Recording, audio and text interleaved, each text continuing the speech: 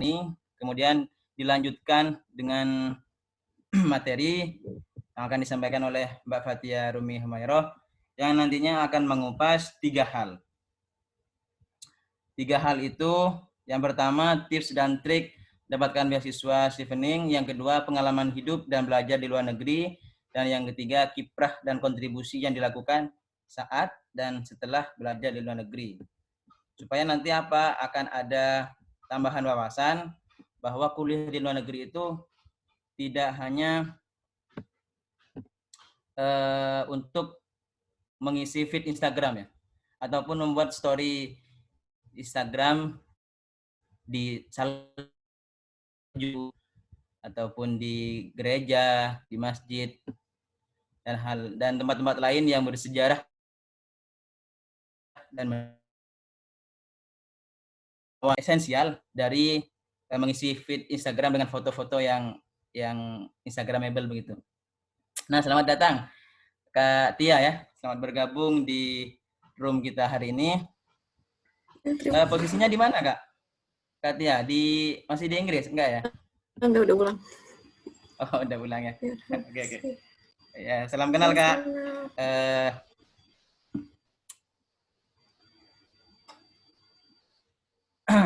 Baik, kita lanjutkan ya. Dan nanti di akhir sesi akan ada Q&A. Nanti teman-teman silahkan bertanya melalui room chat ya. Nanti akan saya bacakan dan akan dijawab oleh Kak Tia. Sebelumnya saya akan memperkenalkan dan membacakan kurikulum VT yang memuat profil dari Kak Tia. Ini, sip, dibantu oleh hostnya. Silakan bisa dilihat. Nama lengkap Fathia Rumi Humayroh, Economic Researcher ya. Pengalaman pekerjaan sebagai analis data di Badan Pengelola Tabungan. Jangan cepat-cepat, Kak host. Agak data sedikit. Ini udah nggak sabar hostnya ini. Gak kata sedikit Kak. Oke. Analis data di Badan Pengelola Tabungan Perumahan Rakyat BP Tapera sejak Januari 2020 ya Kak sampai sekarang di Jakarta. Kemudian untuk emailnya rumihumayroh@gmail.com, nanti bisa di save di screenshot ya. Nomor handphonenya 081-288-594-165. Ini domisili di Jakarta, Indonesia. Media sosialnya ada LinkedIn itu Rumi Humayroh, Instagram @rumihumayroh. Pengalaman penelitian Center for Climate Change University of Indonesia. Ya, next, bawah dikit. Kak host. Oh, bentar ya. Ada gangguan mungkin.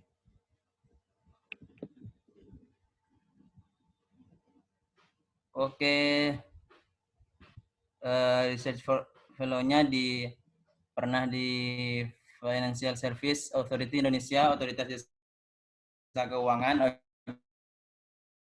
OJK,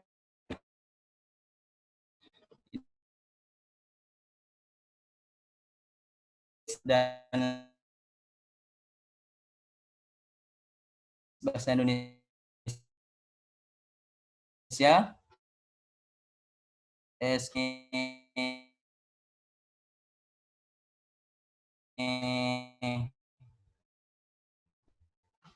apakah semuanya atau hanya tertentu, nanti dijelaskan oleh Kak Tia. Sarjana atau S1-nya di Universitas Indonesia, sarjana ekonomi sejak bulan 8 2012 sampai bulan 1 2017.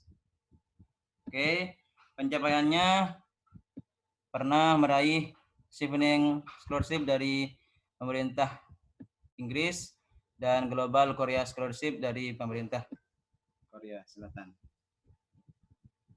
Ketertarikannya di bidang ekonomi, Financial Service, Development Finance, dan Big Data. Oke, cukup dan sangat menarik pengalamannya dan tentu akan menjadi tambahan wawasan pada malam yang berbahagia ini. Acara selanjutnya yaitu nanti akan disampaikan oleh Kak Fajri Zulia Ramadhani tentang opening speech. Kepada Kak Zulia, dipersilakan.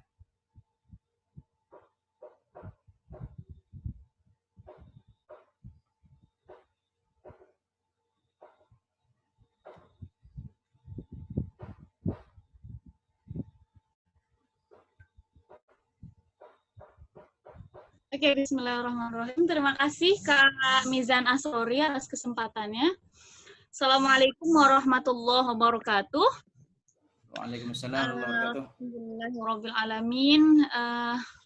Alhamdulillah, yang terhormat kami sampaikan sebuah kehormatan dan juga ucapan terima kasih kepada Kak Fatia Rumi Humaira, SEMSC, sudah bersedia hadir dan bersedia untuk berbagi di tengah waktu sibuknya kepada teman-teman di Santri Mengglobal. Semoga hari ini teman-teman kita semua dapat memetik pelajaran dari materi yang akan disampaikan oleh Kak Tia.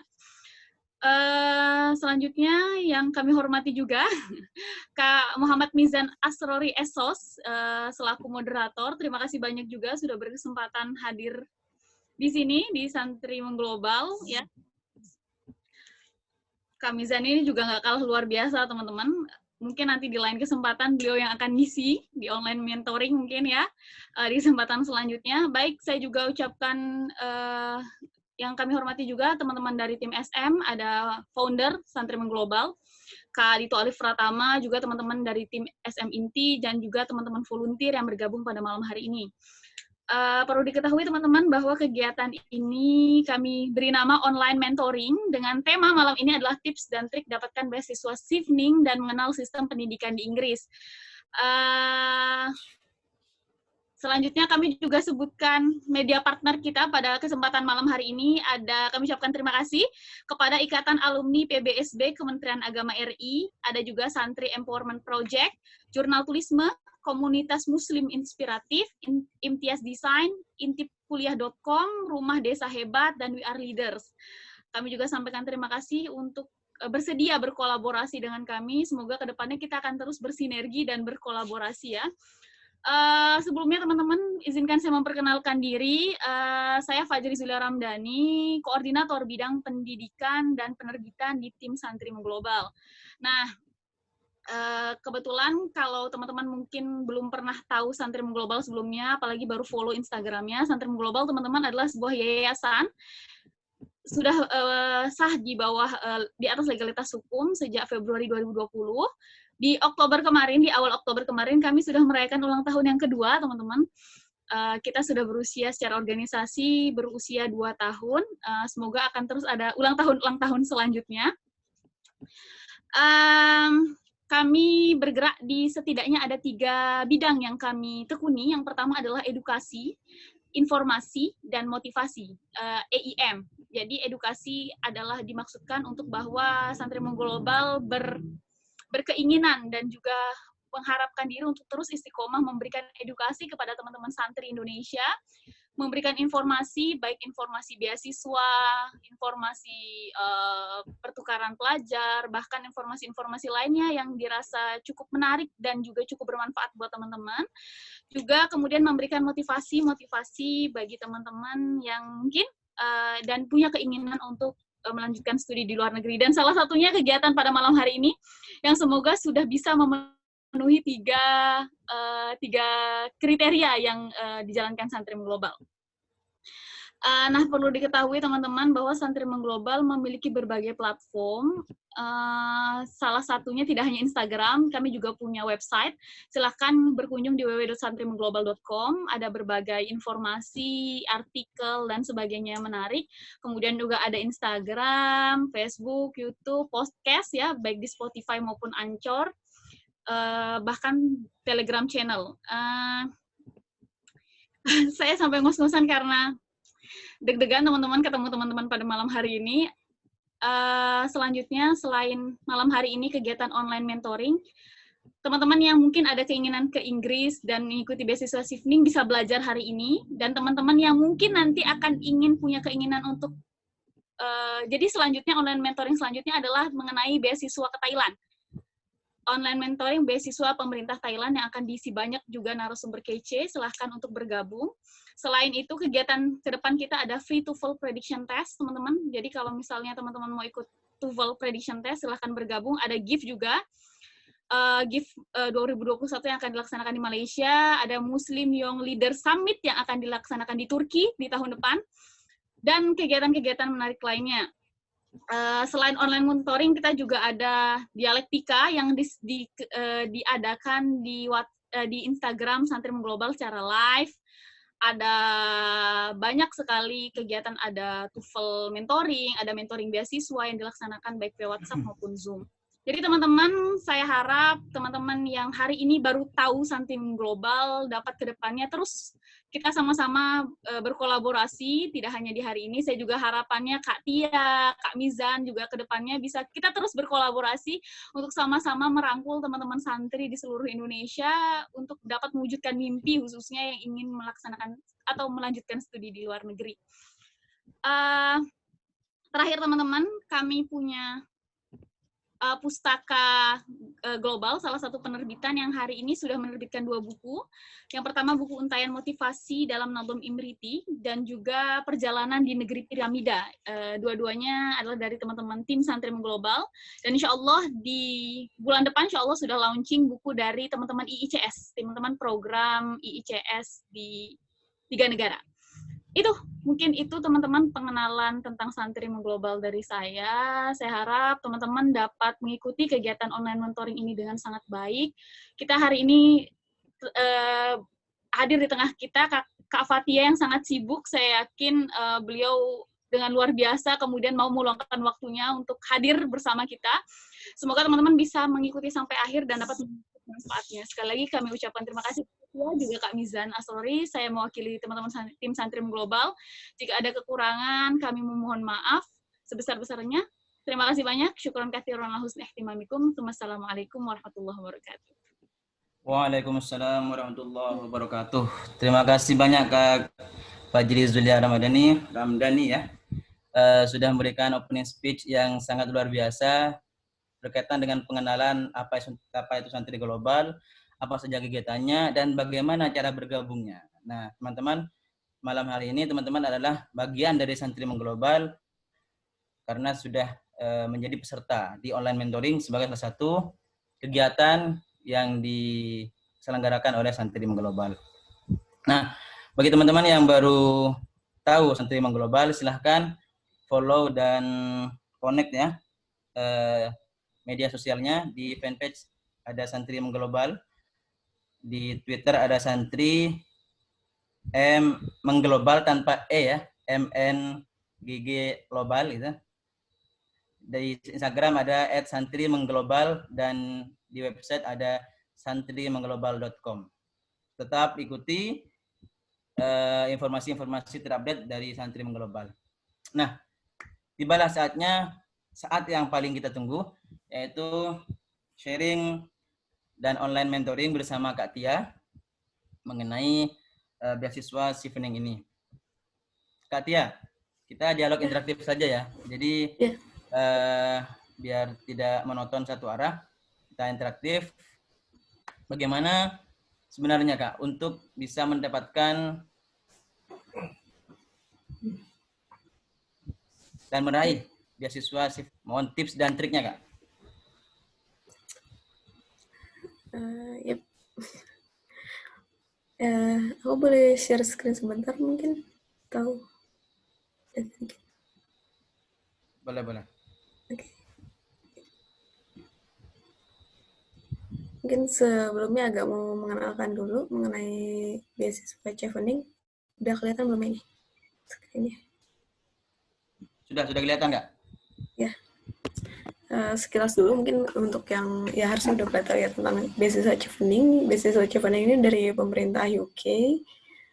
Jumlahnya per tahun itu dikit, kisarannya mungkin di sekitar angka 60-an, di tahunku sendiri itu ada 68 orang di Indonesia, dan uniknya itu Chevening ini ngasih nggak cuma untuk orang Indonesia, tapi untuk banyak negara. Jadi satu angkatan orang Chevening itu kalian bisa kenal sama 4 orang dari sekian negara, bahkan di angkatanku tuh 145 negara, mungkin sekarang udah nambah lagi, totalnya itu seangkatan di hampir 1.800 orang gitu. Tapi ini hanya untuk S2 saja, maksudnya ini beda sama beasiswa lainnya, mungkin ada S3 kalau ada yang tertarik, atau S1 itu nggak ada. Dan di sini Chevening ini menekankan banget sama profesional, jadi dia mengharuskan adanya pengalaman kerja sebanyak 2 tahun. Ini mungkin berbeda dengan beasiswa-beasiswa lainnya yang biasanya membolehkan fresh graduate ya. Kalau di Chevening ini dia harus punya 2 tahun pengalaman kerja, tapi nggak harus khawatir karena 2 tahun pengalaman kerjanya ini mereka itu nggak strict, mereka nggak strict harus kerja full time, kerja kantoran kayak mungkin kita sering bayangin jam 5 sampai jam 8 sampai jam 5 itu, tapi kayak bisa macam-macam. Mungkin kalau yang sering ikut kegiatan-kegiatan volunteering, kegiatan-kegiatan misalnya organisasi NGO di luar atau dan lain-lainnya, bahkan yang punya bisnis, misalkan bahkan kayak mungkin online shop atau apa, itu juga bisa masuk kategori sudah memiliki working experience karena dihitungnya dari jam kerja. Nanti di website sendiri tuh udah ada panduannya sih mengenai bagaimana cara menghitung jam kerja tersebut. Tahapannya itu simpel juga, cukup simpel. Jadi tahapannya hanya ada 3 sebenarnya. Jadi di administrasi awal, berkas sudah masuk esai, terus tanya interview, dan setelah lolos interview baru nanti diminta untuk mengupload unconditional LOA dan tes bahasa Inggris, setelah itu IELTS atau TOEFL itu bisa diterima dua-duanya. Jadi untuk yang mungkin akan pertanyaan sering tanya kan kayak harus punya LOA dulu atau bahasa Inggris dulu, enggak. Chevening ini lumayan fleksibel gitu, itu bisa menyusul di akhir. Dan tahapan yang paling penting itu statistiknya itu adalah tahapan pertama, adalah tahapan administrasi. Walaupun kesannya mungkin orang akan menyepelekan administrasi ya, tapi di administrasi ini karena ada berkas paling utama yang akan kita perjuangkan, yaitu esai. Esai Chevening ini benar-benar nyawa kita saat kita meng-apply beasiswa Chevening. Karena nanti kalaupun lolos ke tahap interview itu benar-benar hanya mengupas tentang esai kita. Yakinkah kayak visi misi yang kita bawa dalam esai kita itu bagaimana, dan lain-lain, kita harus mempertanggungjawabkan apa yang sudah kita tulis, kurang lebih seperti itu. Dan ketika masuk interview itu perbandingan yang akan lolosnya itu udah lumayan enak. Itu sekitar 1:2 yang ya, jadi kayak setengahnya akan lolos gitu. Sedangkan kalau di tahap awal, tahap esai itu benar-benar kayak kurang dari 1% yang akan lolos. Jadi kalau ditanya tips and triknya benar-benar adalah perkuatkan esai, tapi esainya bagaimana yang membuat esai yang bagus itu akan balik ke tentang visi misi dari yang dibawa dari masing-masingnya. Pertanyaan dulu atau? Ya. Oke, aku lanjut ya. Bentar. Terus mungkin karena aku bilang ini paling pentingnya tentang esai ya. Jadi konten di esai ini sebenarnya apa yang kita tulis itu akan merefleksikan tujuan hidup kita gitu. Tujuan hidup dari kita S2 gitu. Aku yakin tiap orang kan punya macam-macam alasan untuk S2. Tapi dan apapun itu, sepersonal apapun itu atau subjektif apapun itu, yang penting adalah alasannya harus cukup bagus untuk di mata panitia seleksi Chevening ini gitu. Ya simpel lah, kayak di beasiswa lainnya pun kayak gitu. Dan ini mungkin agak sulit ya, maksudnya kayak ketika orang nanya ke aku kayak gimana caranya buat esai yang bagus. Yang pertama harus dipastikan adalah kontennya dulu harus bagus gitu. Ketika kalian udah yakin tujuan kalian S2 itu mau apa, kalian sudah memetakan tujuannya kayak gimana, tinggal baru masuk ke masalah packagingnya, bagaimana cara menulis esai yang bagus, menulis esai yang berstruktur. Nah ini pertanyaan esai Chevening itu setiap tahunnya selalu sama. Jadi karena si Chevening ini emang umurnya udah 35 tahun, dia termasuk beasiswa yang paling tua dibandingkan beasiswa lainnya, mungkin umurnya kurang lebih sama dengan Fulbright di Amerika gitu. Dan esainya ini tricky menurutku, karena masing-masing itu isinya hanya 500 kata. Tapi 500 kata itu, ini ada 4 esai, 500 kata masing-masing ini harus sudah bisa men-summarize kalian itu siapa, dan kalian bisa menjadi apa. Dan tujuan kayak kenapa pengen S2 gitu, dan ya kayak kenapa kalian itu worth untuk diinvestasiin.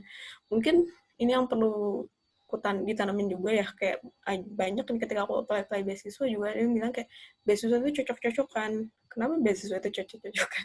Karena masing-masing beasiswa itu sudah memiliki tujuan tertentu. Sebenarnya orang seperti apa yang akan mereka targetkan. Dan orang seperti apa yang mereka targetkan sebenarnya sudah tergambar jelas ada dari sistem seleksinya, dari persyaratannya, dan bahkan kayak di website-nya bisa mereka kan selalu mengulang-ulang. Dan Chevening ini, dari awal aku bilang dia mengharuskan ada 2 tahun working experience, itu sebenarnya menekankan mereka itu mencari seorang yang profesional. Definisi profesional di sini kalian bukan harus orang yang hebat dalam segala hal, justru orang yang menekuni dalam spesifik satu bidang tertentu, bidang kalian.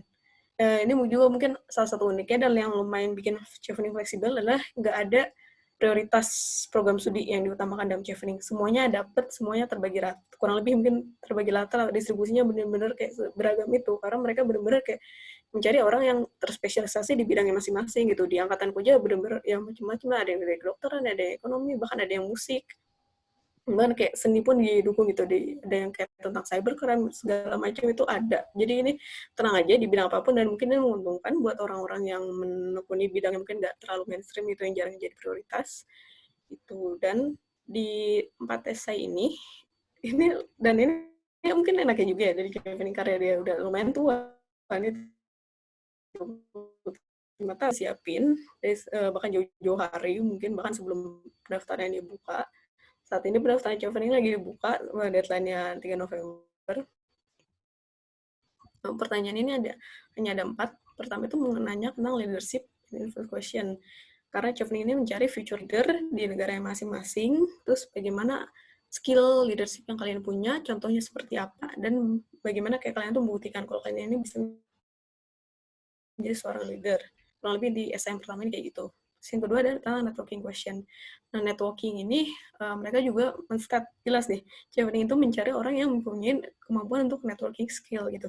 Dan karena Chevening ini salah satu poin terbesar yang dia jual adalah alumni networking besar sekali. Yang tadi aku bilang berkali-kali umurnya udah lumayan tua, dengan perangkatannya aja mungkin udah 1.000, tadi yang kayak diakui 1.800 orang dikali 30 tahun, bayangin aja itu seluas apa gitu. Dan kayak untuk koneksi sama Chevening alumni itu lumayan enak gitu. Maksudnya kayak kalian bisa tinggal bilang, kok iya aku alumni Chevening tahun sekian-sekian, oh iya kayak ada ya gimana sih perasaan kalian sama-sama mendapatkan kayak alma mater yang sama lah kurang lebih. Dan itu sebenarnya sangat bisa dimanfaatkan terutama dalam professional life. Nah, Chevening ini mencari orang yang bisa manfaatkan itu gitu.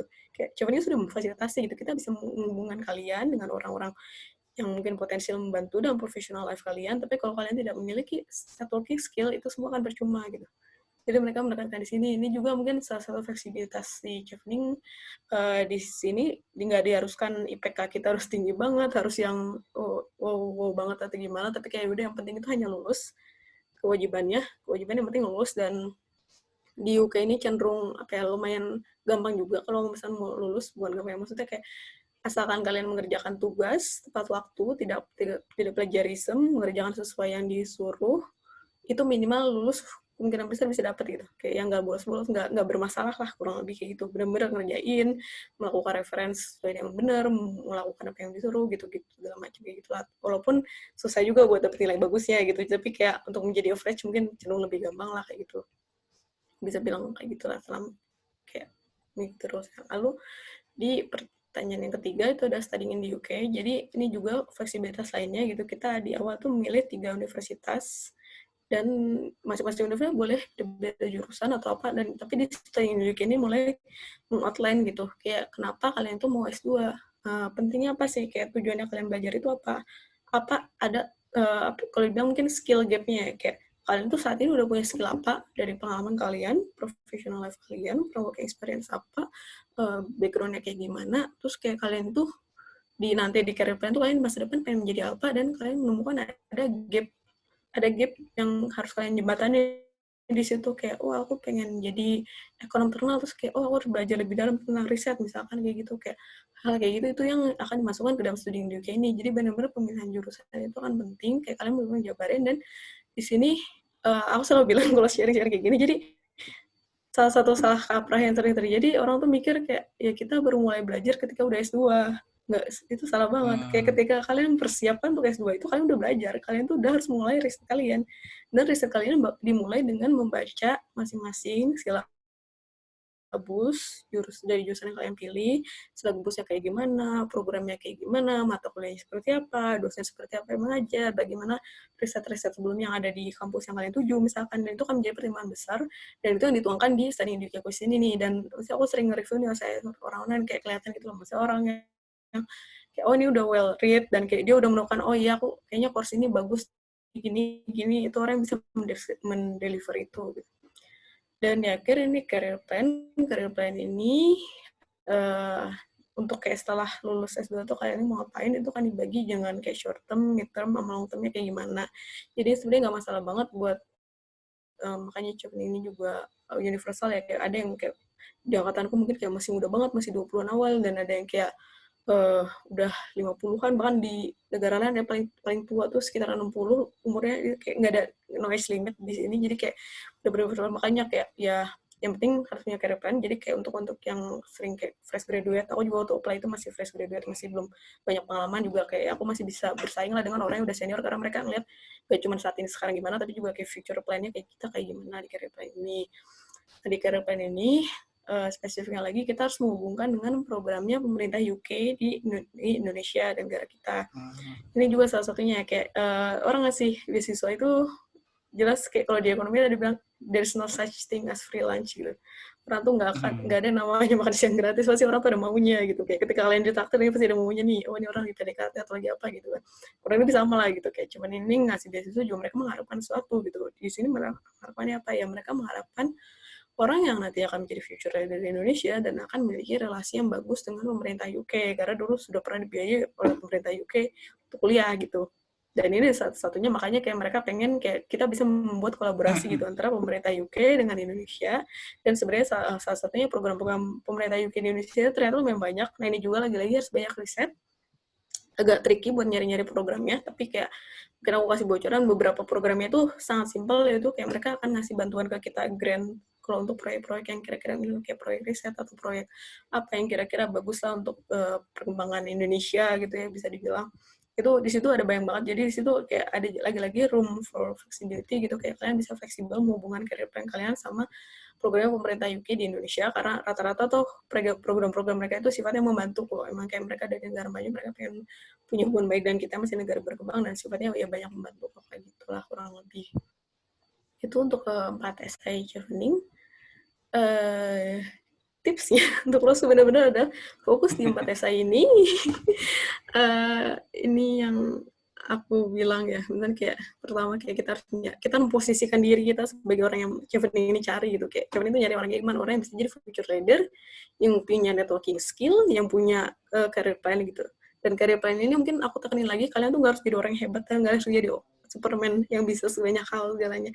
Kalian itu cukup menjadi orang yang menempuh satu bidang, dan pentingnya juga kenapa ada working experience. Tapi ketika kalian udah di satu bidang, kalian tuh menyadari ada masalah tertentu di dalam bidang itu. Masalahnya bisa kan spesifik. Rata-rata aku lihat mereka akan mengangkat isu yang spesifik gitu.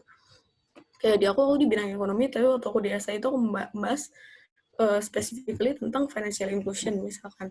Financial inclusion, terus kayak bagaimana kayak government kita ini kayak gimana. Dan itu kayak spesifik banget ya, maksudnya kayak field ekonomi itu seluas itu. Tapi kayak ya aku lihat pengalaman kerja aku adanya di daerah situ gitu, ya udah aku angkat tentang itu aja gitu, sesimpel itu. Dan kayak ya mungkin kontribusi ibu nggak akan sehebat orang-orang penemu yang menemukan sesuatu atau apa, tapi aku menemukan ada gap gitu, ada gap di dalam field kita, ada masalah yang kayak aku tahu itu ada masalahnya apa, dan aku bisa memformulasikan kira-kira solusinya akan apa gitu, dan itu fokus itu. Jadi makanya kayak dibilang profesional dan bidangnya di ini, terus yang bener-bener kayak sebanyak riset lah di dalam menulis esainya ini. Dan perlu diingat ya, kayak mengejar beasiswa ini tuh bukan sprint, ini tuh mungkin kayak sifatnya lebih kayak maraton ya, karena ini akan jadi proses yang panjang. Misalnya kayak dibilang ya kayak S2 di UK itu cuma setahun, tapi aku nyiapinnya itu setahun sendiri juga gitu, dan di waktu menunggu itu agak banyak gitu. Jadi kayak kita harus menyusun nih timeline-nya nih, kayak Chevening ini aku deadline-nya juga selalu jarang berubah nih, jadwalnya tiap tahun gitu kan. Kayak biasanya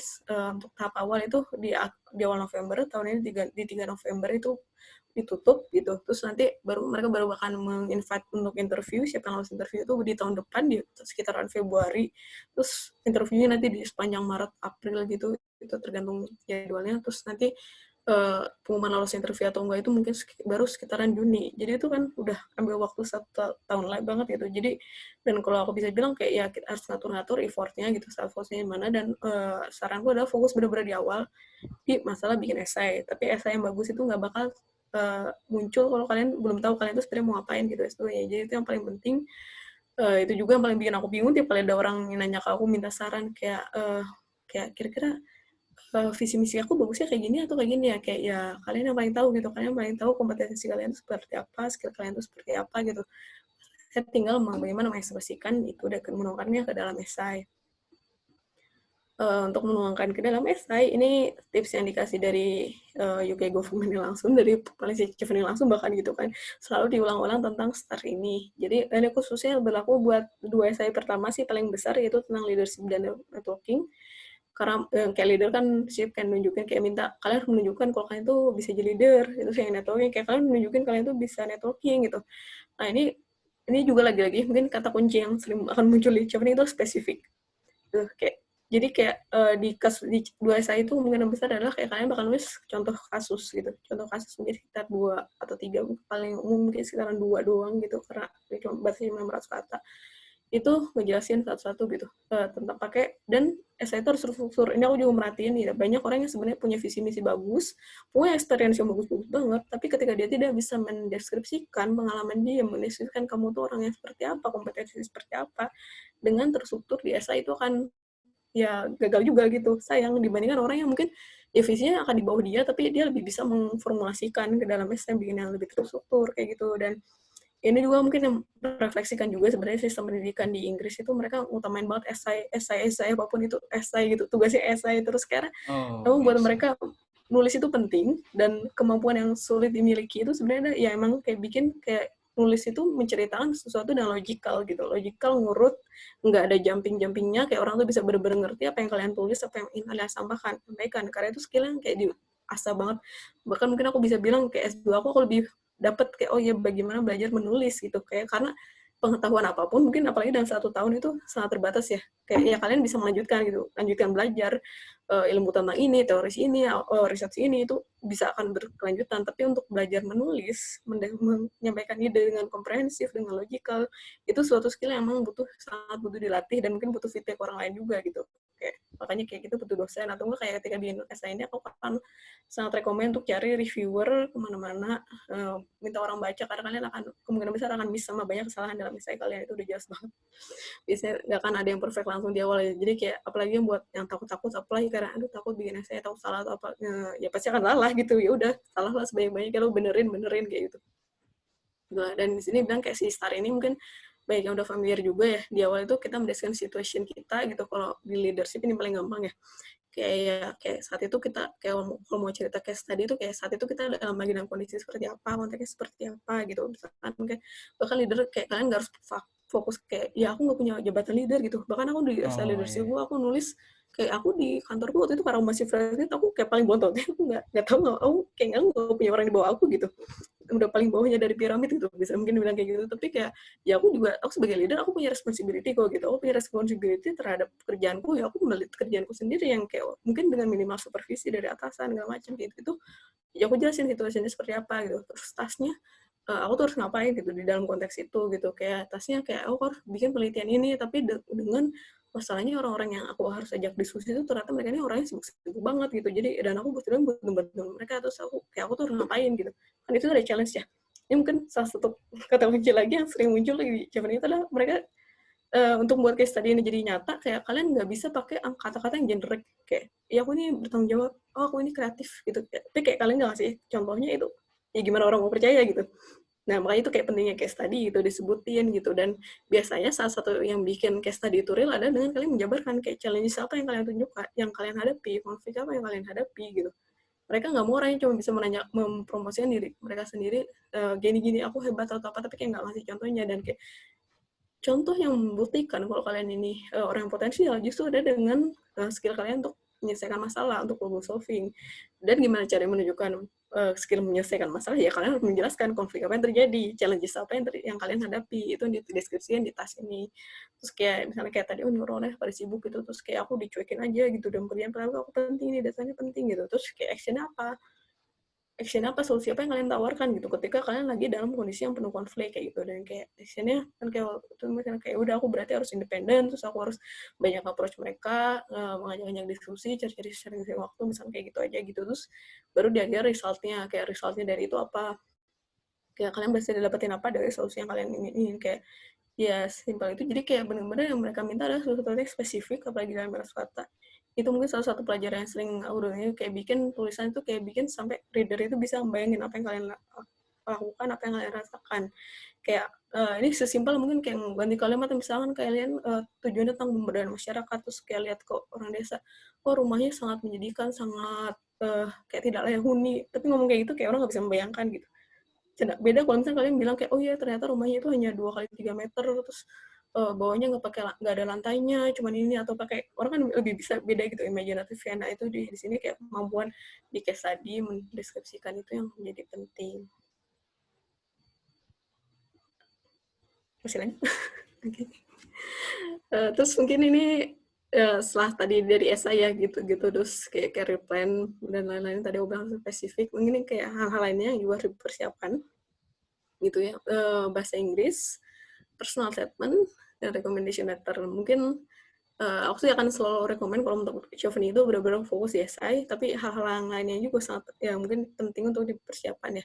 Nah ini mungkin agak enaknya juga, jadi kalau untuk apply ke univ itu bisa mereka akan minta personal statement, esai gitu, dan ini enaknya aku sebagai orang yang daftar beasiswa adalah pasti bikin esai beasiswa tuh jauh lebih susah daripada bikin esai ke kampus gitu. Esai ke kampus tuh biasanya mereka jauh lebih simpel mintanya, mereka cuma akan nanya kayak kalian pengen jadi apa, kalian kenapa pengen belajar ini, kayak background kalian kayak gimana, udah. Mereka nggak terlalu ngeliat kayak ke karakter atau apa gitu-gitu, kayak mereka cuma lihat kayak fisik kalian mau jadi apa, terus kayak kenapa mau belajar ini, itu simple gitu kan. Ini saran rekomendasiku adalah kayak kalian bikin template-nya. Bisa juga nih kalau ya kalau udah punya essay ini kayak sebenarnya tinggal copy paste, terus edit dikit juga bisa gitu. Kayak kalian, dan biasanya tapi univ-univ itu kan minta versi yang beda, ada versi yang pendek, ada versi yang panjang, jadi kayak kalian bikin beberapa jenis template gitu kan. Gitu, dan ini salah satu yang aku rekomen dan terus-terusan aku rekomen tiap kali ngisi sharing kayak gini adalah namanya essayforum.com. Jadi waktu bikin essay chevening itu aku bingung, aku mau minta review orang karena aku tahu kalau aku cuma baca sendiri aku pasti akan miss banyak hal gitu. Itu orang-orang sekitarku yang aku kira capable untuk komen itu ternyata pada sibuk-sibuk semua. Akhirnya aku nyari kayak ada websitenya gitu namanya essayforum.com. Di situ kayak kalian bisa upload essay kalian, terus kayak kalian minta orang untuk nge-review, tapi gantinya kayak kalian harus nge-review punya orang lain juga supaya kalian bisa nge-upload kayak gitu lah kurang lebih. Dan kayak apalagi kalau kalian mau kepo gitu dari sekarang bisa, apalagi di sana di data chevening bisa, itu website-nya penuh sama essay chevening semua. Kalau diperhatiin, oh ya kayak tahu nih pertanyaan apa gitu, dan kayak bisa liatin gitu kayak orang-orang kayak ketika kalian baca essay orang lain juga bisa liatin ya kayak orang ini kayaknya lupa di ininya nih, kayak kurang lemah di sini, padahal kayak kelihatan nih visinya dia sebenarnya bagus tapi dia nggak bisa menjelaskannya dengan runtut kayak gitu. Misalnya kayak ini case tadi sebenarnya bagus tapi dia nggak bisa nunjukin, atau kayak kalian juga bisa belajar ada kesalahan orang lain yang banyak di situ. Dan di situ ada salah satu komentator yang lumayan hebat namanya Holt. Di situ dia kayak sangat kejam mungkin kalian mengkritik orang yang orang di situ, tapi kayak temanku ada yang lolos juga dengan membaca nih komentar si Holt ini dengan tajam-tajamnya tuh kayak apa, biasanya orang lihat juga lah. Jadi emang kayak essay beasiswa itu bisa terstruktur, udah ada polanya ya, kalian tinggal ikutin kayak tadi pola start tadi, pola apa, kayak opening sentence itu harus gimana, terus nanti kayak antara paragraf itu harus bikin kalimat penghubungnya kayak gimana, terus di akhir itu conclusion harus gimana. Dan ya harus diingat kayak tadi 4 essay tadi tuh semuanya buat jadi kayak komprehensif, jadi big picture yang jelas, itu penting banget. Terus ada bahasa Inggris yang biasanya ditakutin banyak orang. Ini aku bilang bahasa Inggris kayak mindset-nya kita ini udah milenial. Maksudnya kayak ya sekarang udah 2020, kayak cara belajar bahasa Inggris itu nggak kayak zaman dulu yang kayak harus ada gurunya ya, bahkan gitu, nggak harus kayak ketemu les atau gimana. Sekarang itu kayak udah semuanya udah berkembang lah learning platformnya, dan itu disesuaikan aja sama masing-masing. Kayak kalian paling bisa belajarnya kayak gimana. Dulu aku jujur aja, dulu aku nggak terlalu banyak prepare buat ngambil IELTS gitu-gitu, kayak udah mepet-mepet, jadi kayak, dan aku sibuk kerjaan waktu itu, jadi kayak udah malam-malam aku sebelum tidur keliatin youtuber buat bahasa Inggris itu, salah satu yang for a minute namanya Lingua Marina, dia orang Rusia tapi TOEFL-nya hampir perfect gitu, dia kuliah di US kayak gitu lah. Dan maksudnya hal kayak itu yang mindset belajar bahasa Inggris mahal atau susah itu yang harus dihilangkan gitu. Kayak bisa aja kalian kalau suka baca novel bahasa Inggris atau macam-macam lah, banyak lah caranya. Cuman yang akan aku bilang adalah kalian akan susah kemana-mana kalau pengen kuliah S2 di luar, tapi kalian nggak berani buat ngambil tes yang berbayar yang mahal itu. Yang tes IELTS, TOEFL itu kan mungkin kayak, dulu sih aku 3 juta ya, 2,8 ya, sekarang 3 juta ngikutin kurs $2 gitu. Nah masalahnya kayak hampir semuanya itu kan mewajibkan kita untuk punya gitu. Bahkan kayak univ yang ngasih kondisional LOE pun biasanya mereka akan tetap minta punya. kita punya dulu gitu, walaupun kayak mungkin mereka mintanya 6,5, kita baru punya 6,0 ya, tetap aja harus ada. Dan itu pengalaman banget aku merhatiin juga banyak orang kayak ya mereka akan stuck, nggak bisa kemana-mana ketika mereka nggak punya nilai bahasa Inggris gitu kan, udah certified yang karena emang diwajibin gitu. Sekarang sih kalau lagi pandemi ada beberapa yang lebih melonggarkan, tapi rata-rata sih biasanya akan tetap wajib. Jadi itu yang penting dipikirin, itu yang ya mungkin manage uangnya buat bisa ke sana gimana kalian manage tesnya, manage belajarnya, itu kayak akan penting. Tapi jangan terlalu takut, dan kalau saran aku mungkin nekatin aja kayak ya udah ambil aja tesnya lah, mungkin kayak merasa nggak terlalu prepare atau gimana, mungkin baiknya juga mikir kayak harus ngambil tes preparation yang grasi-grasi dulu atau apa. Tapi aku bilang mental kalian akan sangat beda ketika kalian ngambil tes yang nggak bayar sama yang bayar sampai berapa juta ini gitu. Tekanannya itu beda. Jadi kayak cobain aja, menurut saran aku ya. Masalah uang aku nggak bisa banyak komen, coba cari strateginya gitu. Cuman itu akan beda, dan kayak minimal ketika kalian udah tes, walaupun nanti ternyata yang seperti takut-takutan terjadi itu kayak nilainya kurang gitu, tapi seenggaknya kalian udah tahu posisi kalian, bahasa Inggris kalian itu ada di mana. Dan ketika kalian udah tahu posisi kalian di mana, kalian bisa lebih tahu seberapa besar effort yang bisa yang kalian butuhkan untuk mencapai yang mereka minta gitu.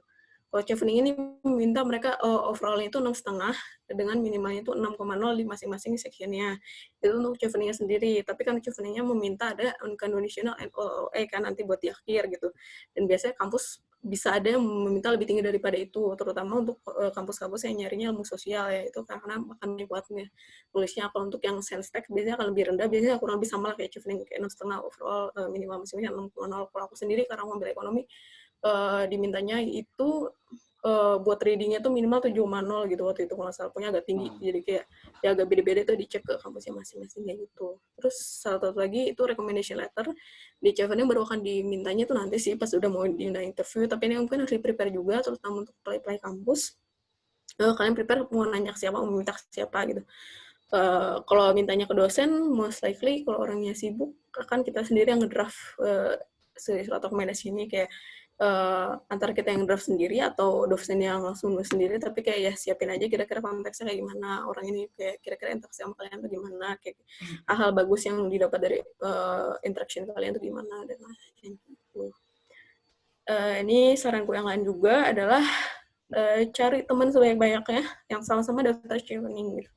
Karena banyak hal yang akan berubah gitu tiap tahunnya, dan biasanya yang berubah itu hal-hal yang teknis gitu. Misalnya kayak tahunku itu kayak recommendation letter tuh cukup kita aja ngupload, tapi ternyata di tahun setelahnya harus si orang yang langsung yang ngupload, misalnya kayak si dosennya langsung yang upload ke sistem dan lain-lain itu. Dan banyaklah pertanyaan-pertanyaan kayak gitu.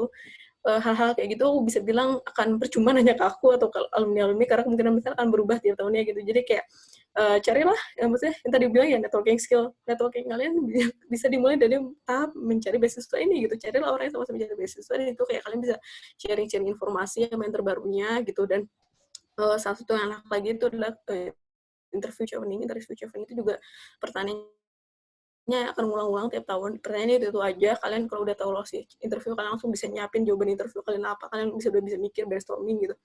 Bahkan ada kayak di grup-grup ini salah satu yang aku ikutin di Facebook tuh, tiap tahun namanya berubah lah, chevening angkatan berapa tuh aplikannya gitu kan.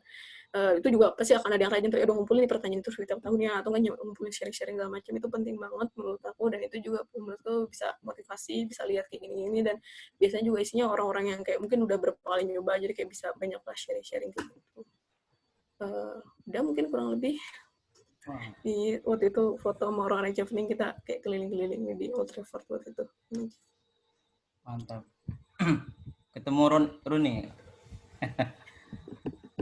Oke, terima kasih banyak Kak Katia untuk tip dan triknya.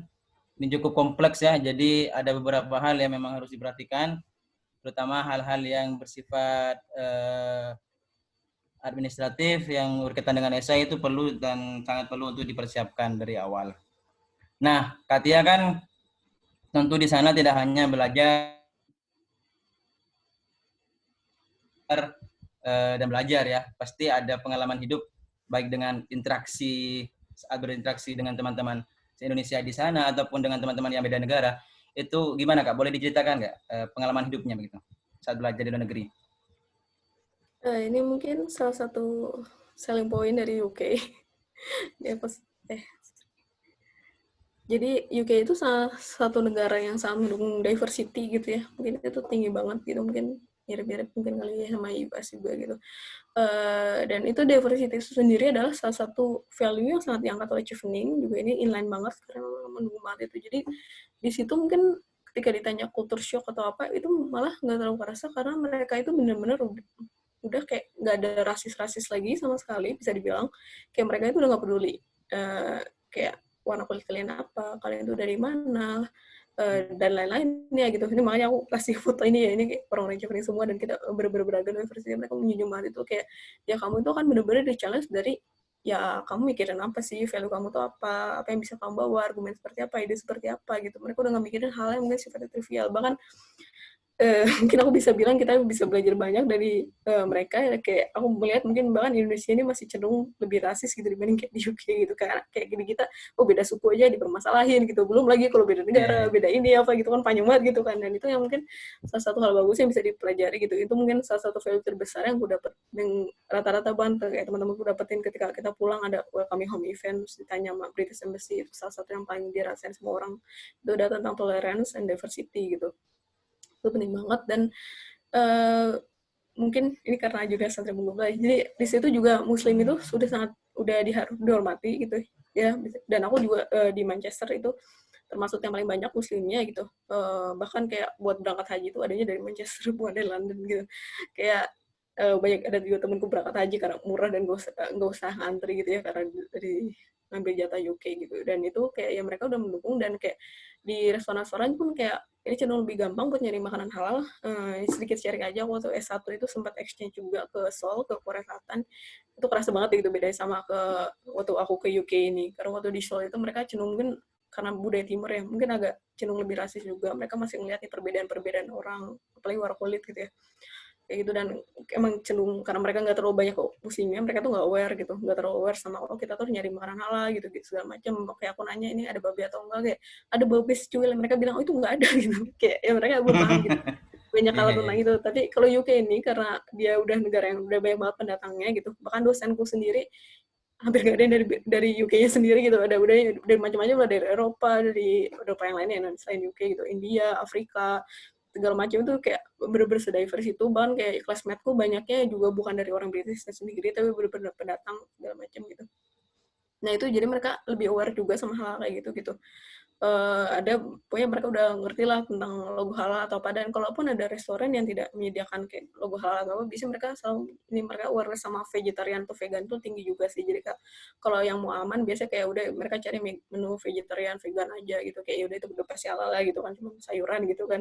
Kayak gitu. Jadi itu lumayan, ya itu sangat bisa dipelajari lah, bisa dibilang kayak tolerance and diversity itu. Dan biasanya udah ada komunitas sendiri sih, kayak bahkan yang kayak orang-orang dari Middle East gitu-gitu, itu mereka udah membentuk komunitas sendiri. Jadi makanya orang juga udah paham lah sama muslim ini gimana gitu-gitu. Walaupun itu kan balik lagi tergantung di kota mana sih. Kalau di kota besar kayak ya lebih gampang lah, kalau kota-kota kecil emang cenderung lebih susah. Terus ya mungkin penting juga ini bahkan untuk yang para laki ini pasti di sana kan jadi bisa masak karena gak ada pilihan lain gitu, karena biaya makan di sana emang mahal banget. Dan kalau makan di luar juga makanannya nggak enak gitu, jujur aja gitu.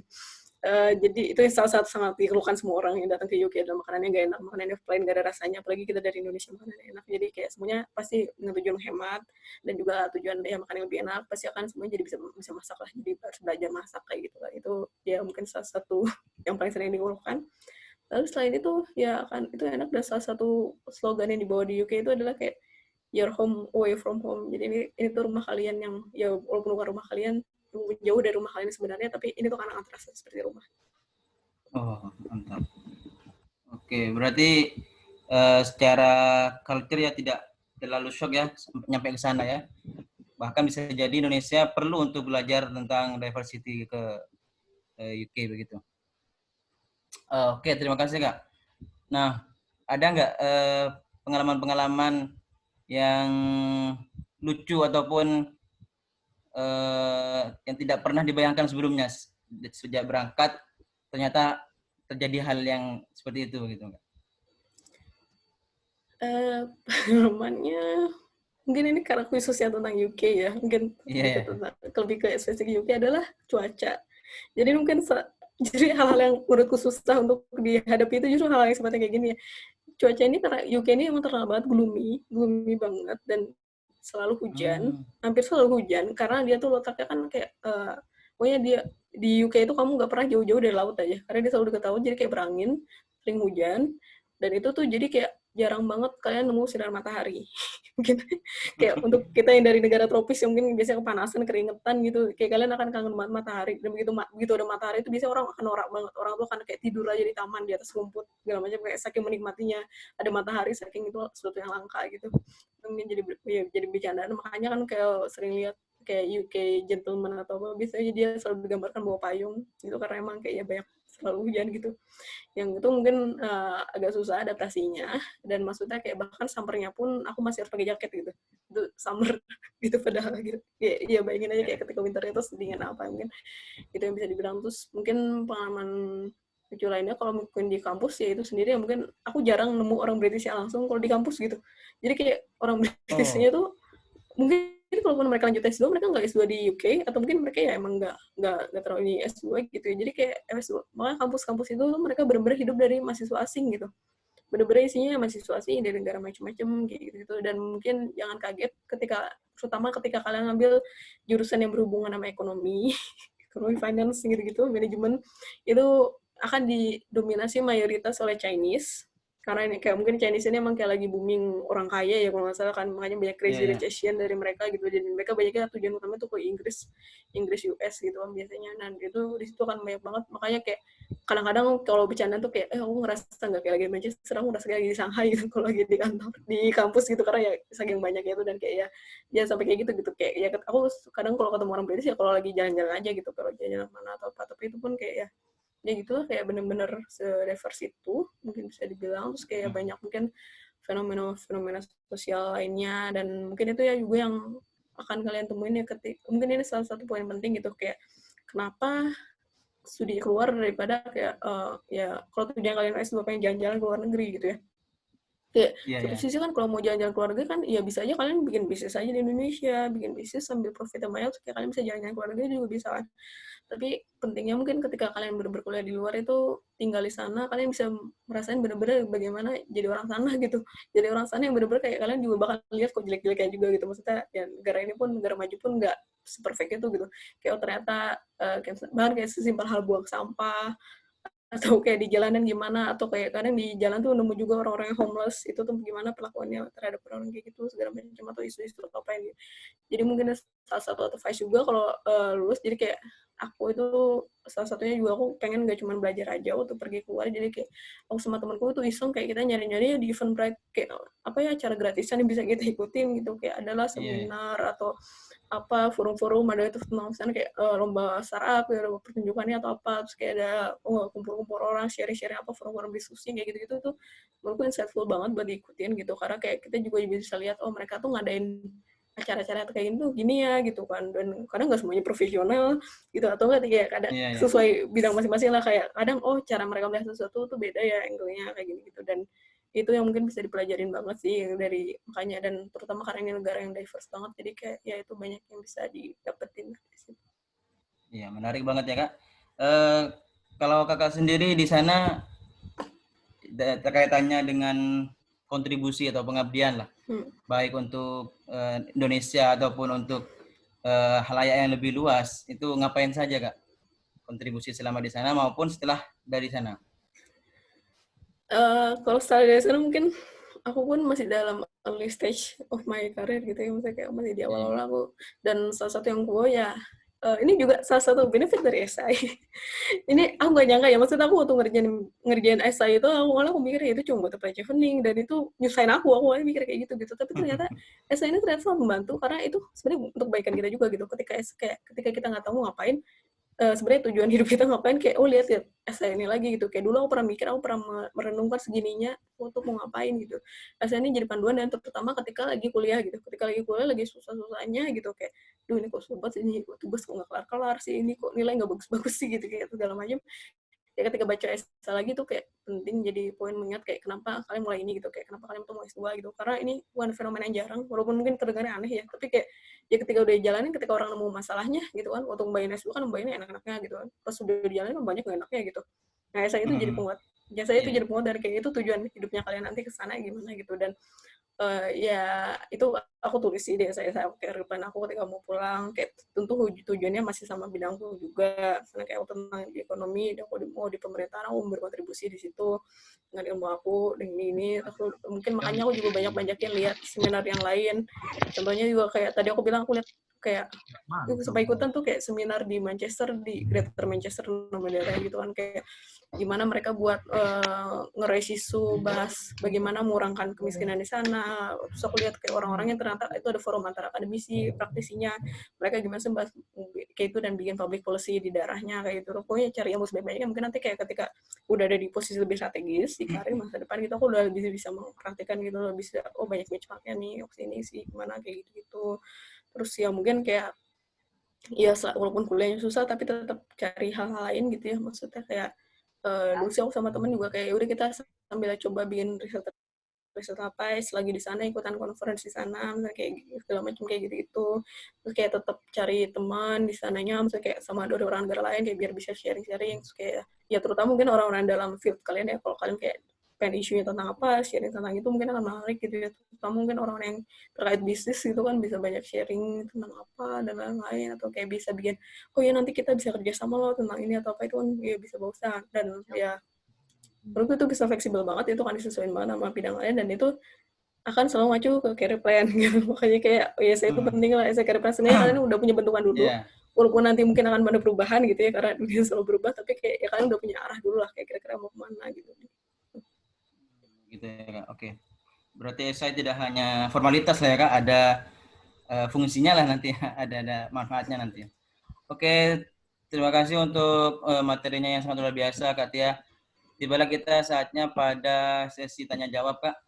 Teman-teman yang mau tanya boleh di room chat atau boleh raise hand ya untuk yang ingin langsung dengan audio, dan nanti akan di unmute dan berkesempatan untuk berbincang langsung dengan Kak Tia. Ini kesempatannya sangat luar biasa. Oke, silakan yang ingin bertanya.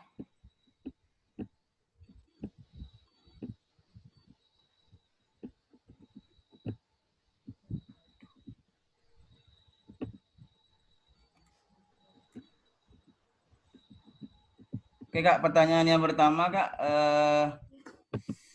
ini biar lebih efisien ya waktunya ya. Yang pertama ini dari dari Muhammad Saifuddin. Cakupan beasiswa Cibening apa saja ya Kak? Gitu. Cakupan beasiswa Cibening mungkin semacam tunjangannya gitu mencakup apa saja? Apakah ada uang buku mungkin dan lain sebagainya? Mohon penjelasannya Kak.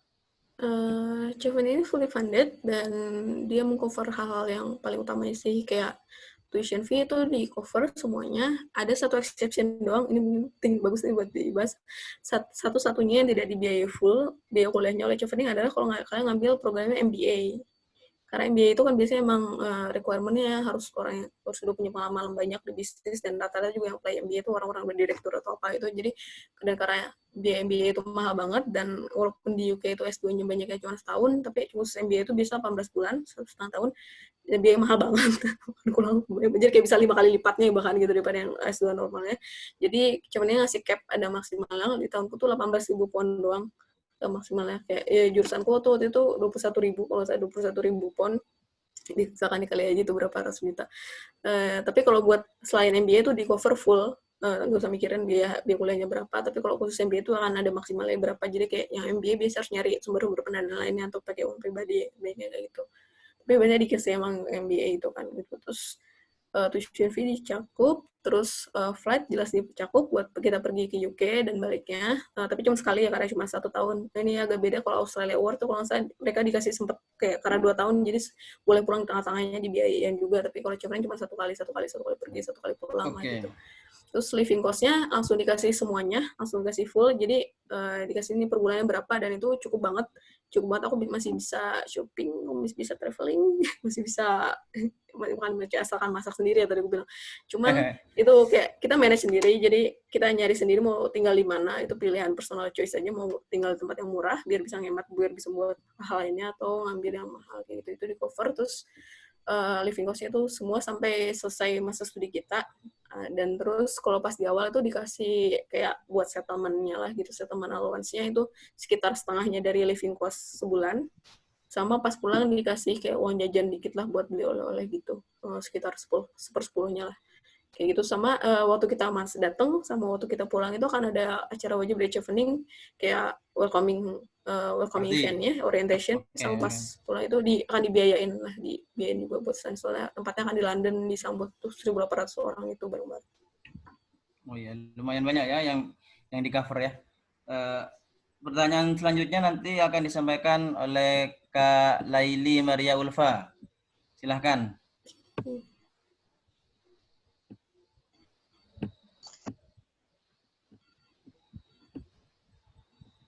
Bisa menampilkan videonya ya dan unmute.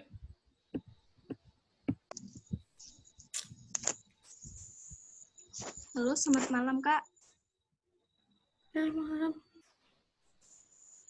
Selamat malam, silakan. Izin bertanya.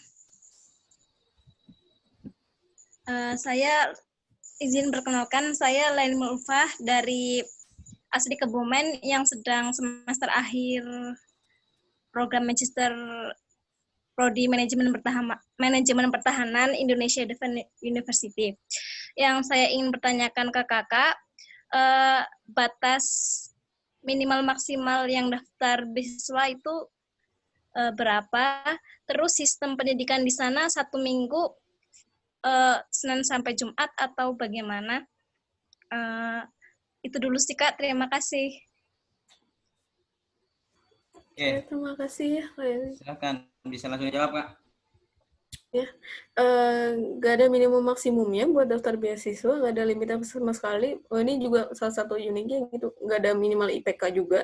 Walaupun di website agak ditulis kayak ya harus bagus atau apa, tapi sebenarnya nggak ada. Kayak temanku ada yang dia pernah maksudnya kuliahnya 6 tahun, ya bayangin aja IPK-nya berapa, itu bisa lolos juga gitu maksudnya. Jadi kayak nggak ada sama sekali berapa, maksudnya umur aja nggak ada gitu, ada yang umurnya 60-an aja bisa lolos gitu di negara waktu itu, lupa. Kayak gitu itu nggak ada. Jadi ini fleksibel banget, yang benar-benar nilainya akan diasai kalian di visi misi apa yang kalian punya, itu yang benar-benar akan dinilai gitu. Nggak terlalu strict lah masalah administratif gitu, yang penting udah S1 udah punya jasa gitu, tunjukin gitu kan. Gitu. Terus kalau untuk sistem pendidikannya, masalah waktu itu macam-macam banget, bervariasi banget per jurusan. Aku nggak bisa bilang, makanya mungkin pentingnya buat ngeliat course-course kalian ya, kayak liatin kayak itu. Kalau misalkan di website Univia ternyata nggak disebutin, kayak kalian bisa tanya aja kayak tipikal schedule-nya kayak gimana. Kalau ya, kayak ya harus agak aktif sih, mungkin kayak nanya ke admission atau kayak gimana kayak gitu. Tapi rata-rata sih jarang yang bener-bener Senin sampai Jumat ya, kayak kuliah di kita aja sih, maksudnya kayak nggak akan full kan bener-bener seminggu gitu ya rata-rata. Mungkin kayak satu hari ada yang padat, satu hari ada yang berkosong, atau enggak ada yang libur, dan itu juga tuh kita fleksibel kok, namanya kayak kita mahasiswa, kita bisa milih sendiri jadwal kita kayak gimana gitu. Ada yang wajib-wajib atau kan ya bisa diatur. Jadi kayak bisa dibilang free time-nya lumayan banyak gitu. Maksudnya kayak ada kok waktu-waktunya, dan bahkan ada yang kayak misalnya temanku bisa cuma 2 hari gitu kuliahnya dalam seminggu juga bisa aja ada gitu. Ada yang mau dibikin kayak mau tiap hari lah gitu atau apa gitu, ambil mata kuliah kayak itu bisa diatur kok, tenang aja. Jadi ya fleksibel banget. Kalau sistem pendidikannya kayak gimana, mungkin yang akan selalu aku tekanin, mereka selalu nekanin esai. Nulis itu penting banget, jadi itu ya salah satu yang penting. Mungkin salah satu juga nih, kalau tentang beda S2 dan S1. Kalau S1 itu banyak belajar teori, S2 itu kita banyak pertanyaan teori gitu. Jadi makanya kayak bahkan fokusnya riset, akan banyaknya baca jurnal, nggak terlalu banyak textbook, karena kan kayak baca jurnal kayak gitu. Ya. Begitu ya Kak, sudah sangat terjawab ya. Pertanyaan yang kedua, silahkan Mas Iskandar Zulkarnain untuk menyampaikan pertanyaannya.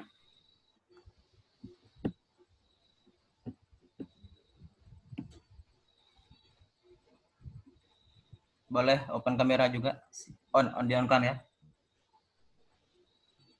Mas Iskandar masih di situ? Oke, siap.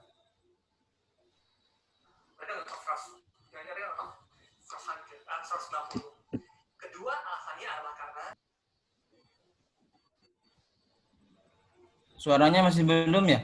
Belum kedengeran ya? Katia, belum kedengeran suara Mas Zulkarnain? Belum. Belum. Sudah, Kak? Sudah. Ya, sudah. Izin bertanya, Kak. Monggo. contoh skill yang harus kita kuasai untuk beasiswa ini apa ya? Oke, itu ya berkaitan dengan skill, apa saja kira-kira skill yang penting untuk dikuasai Kak untuk meraih beasiswa ini? Ya, makasih Iskandar pertanyaannya. Skill bosen yang akan aku bilang itu tadi ya, skill kalian tahu masalah apa yang ada di bidang kalian. Mungkin itu paling penting ya, kayak karir plan kalian kayak gimana.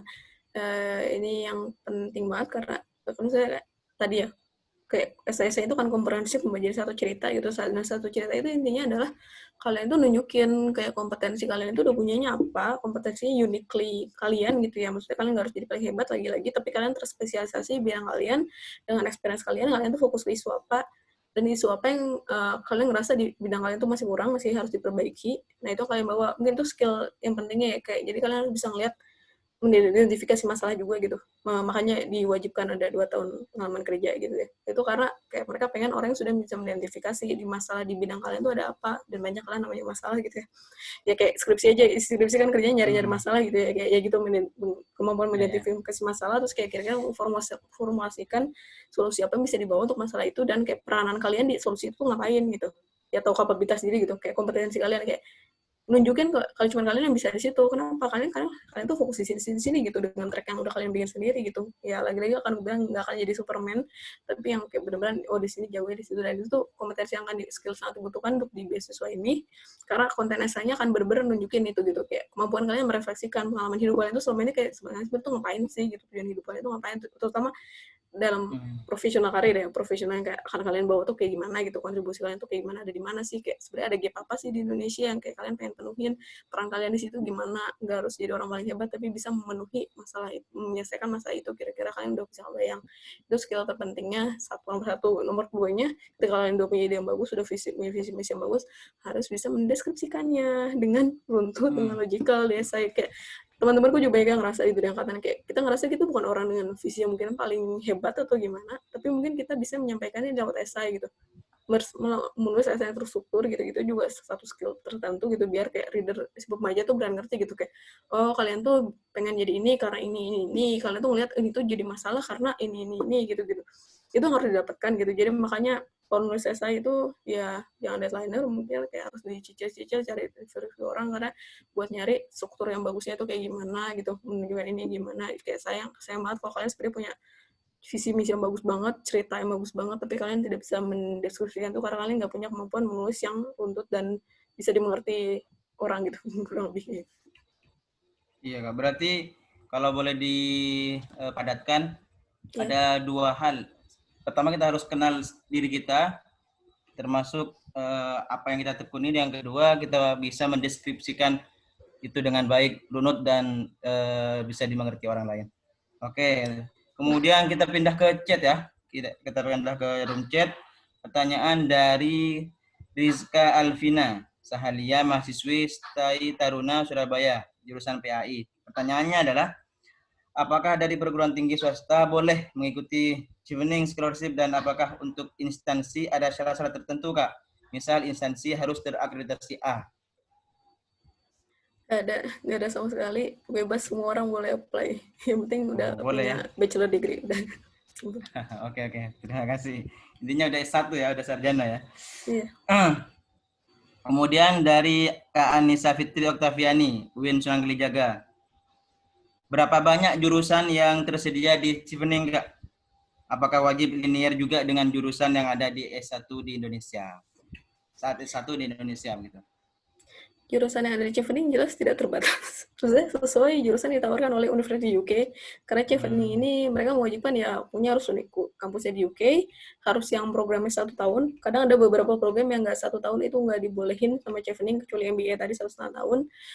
Terus lokasi belajarnya juga harus di UK, karena ya ini karena pemerintah UK ya, mungkin mereka pengen mempromosikan UK juga. Jadi kayak ada juga beberapa program unik yang mungkin ada sekitar beberapa bulannya tuh field study di Afrika atau di mana, ada itu berada, dan itu juga nggak dikasih sama Chevening, harus yang mayoritas di UK. Soalnya kita ada kayak batasan maksimal cuma boleh 1 bulan di luar UK-nya selama kita lagi studi itu gitu. Ya karena ini kan dari UK government gitu, kita ya harus ada stay di situ lah kurang lebih kayak gitu. Iya. Tapi selain itu boleh, semuanya boleh. Jadi kayak ya kalian cari kampus apapun yang kalian pengen di UK, dan terus sifatnya juga yang programnya yang Cloud Master. Jadi kan master itu ada yang kayak Cloud Master atau research based gitu. Yang kalau research itu kayak banyaknya penelitian aja dan dikit kelasnya. Nah kalau yang Chevening itu hanya boleh untuk yang sifatnya kelas, bukan yang penelitian. Tapi selain itu punya bebas gitu. Terus kalau masalah harus linear atau enggak, sebenarnya nggak harus. Nggak ada juga yang nggak linear gitu. Tapi ketika nggak linear, emang tantangannya lebih susah karena kalian harus nunjukin kenapa kalian mau nggak linear gitu. Koneksinya apa, cari benang merahnya apa gitu. Walaupun aku sih yakin ya, walaupun kalian nggak linear gitu antara pengen S1 dan S2-nya, tapi sebenarnya pasti ada benang merahnya. Dan benang merahnya biasanya di kasus kebanyakan orang adalah di work experience gitu. Makanya tadi work experience itu penting, bidang itu penting. Kayak, ya kalian nemu, oh ya jurusan gue ini sih dulunya gitu, nggak apa-apa gitu. Tapi kayak ketika kerja itu ternyata nemu, oh yang ini tuh lebih penting buat dipelajari, itu saya pengen belajar ini gitu. Terus kayak dikaitan, kayak kalian harus, makanya tadi skill yang kedua ya, menjelaskan, kemampuan menjelaskan, kayak toh kalian milih sesuatu yang nggak linear itu bukan pasti, aku yakin nggak mungkin sesuatu yang kayak random, bosan lah sama jurusan ini, pindah gitu, nggak akan segampang itu kan. Nah, kayak kalian tunjukin gitu, kayak cara kalian mikir kenapa mau jadi jurusan itu apa, orang tuh harus bisa ngerti gitu. Nah itu benang merahnya ditunjukkan di dalam esai tadi gitu. Oke, berarti tidak hanya karena selera ya, harus bisa dijelaskan kenapa tidak linear.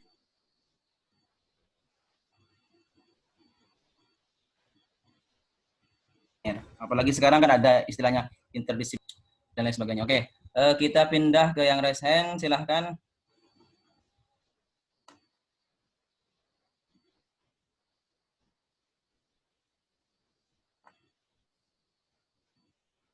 Mas Muhammad Irfan Al-Kindi. Irfan Al-Kindi, silahkan.